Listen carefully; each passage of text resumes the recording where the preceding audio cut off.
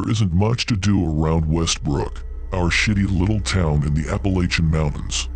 The town itself only has a population of 2,000, and most of them work in the Davidson coal mine in the eastern half of town. My dad used to work there. That is, before the accident. He died of sulfur poisoning down in what the workers call the gate, the deepest part of the mine.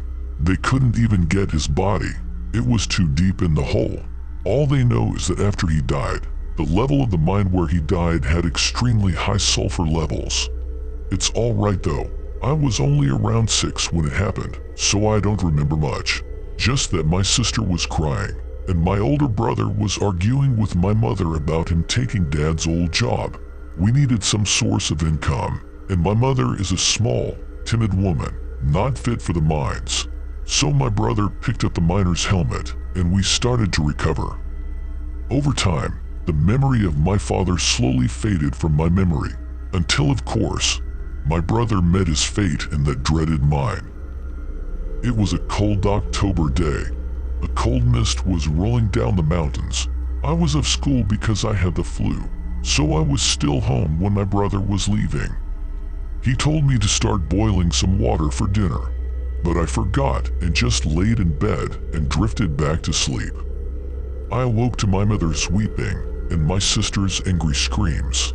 I went over into the kitchen and my mother told me the whole story. He died of sulfur poisoning in the gate, and they weren't able to get his body. We had our little attempt at a funeral, and we tried to move on again. That was about 2 years ago, and now I'm of age to work in the mine. It's my first day, and I hope it goes well. I pick up my helmet, and I head out the door. Before I can leave, my mother hands me a small gas mask.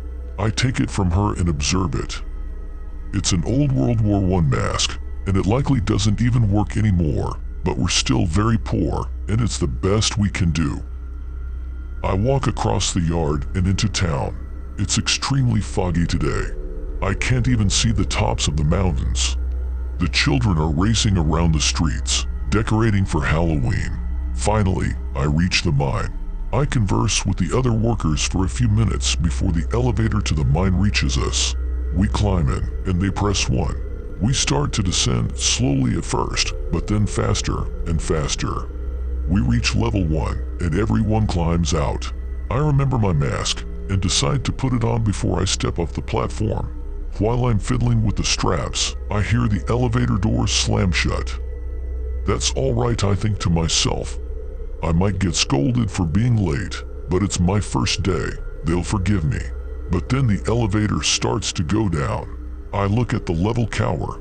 1, 2, 3, 4, 5, 6, 7, 8. Level 8, the gate. The doors creak open. I frantically press the level 1 button, but nothing happens. I hear voices coming from the shadows outside.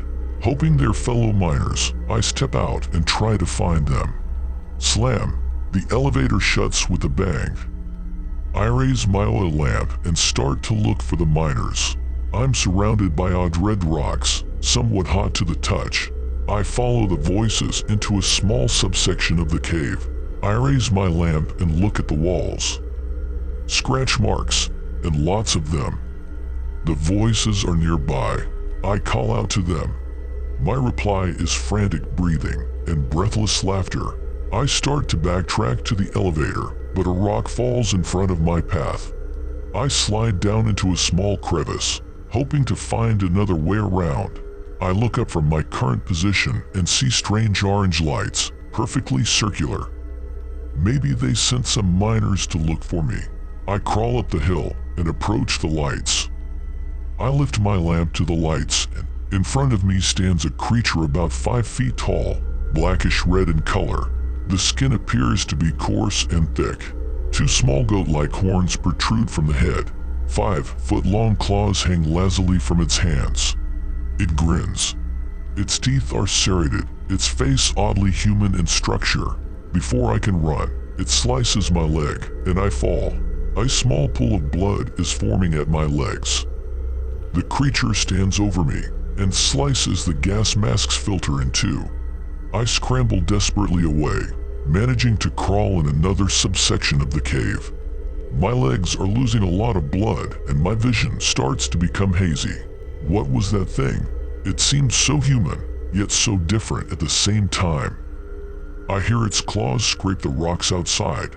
It's getting closer. I've got to find a way out. I see another opening into the main chamber and start crawling over to it.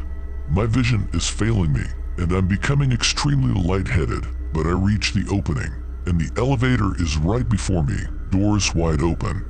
I use the rest of my strength and pull myself onto the platform and press the surface button.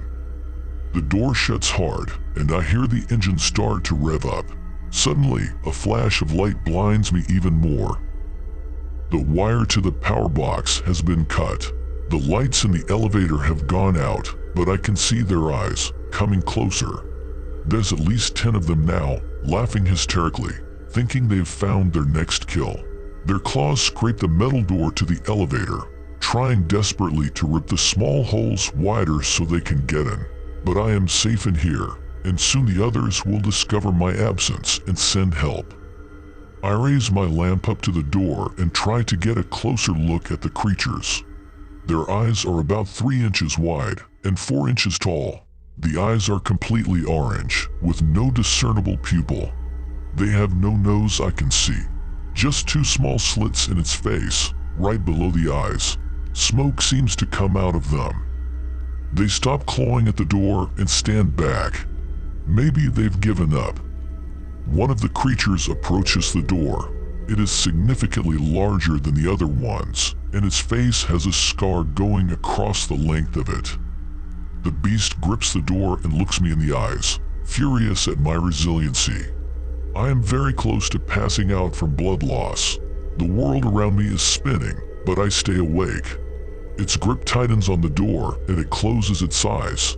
The slits below the eyes close up, and you wouldn't even be able to tell that they were there.